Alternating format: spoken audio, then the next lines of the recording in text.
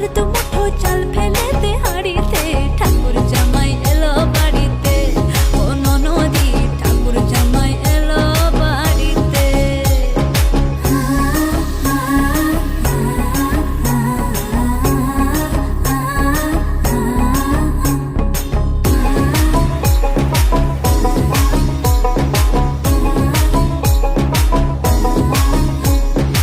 স্টেশনের বাবুর মতো মিষ্টি পান খেয়ে, স্টেশনের বাবুর মতো মিষ্টি পান খেয়ে, দেখেন তোরে দেখছে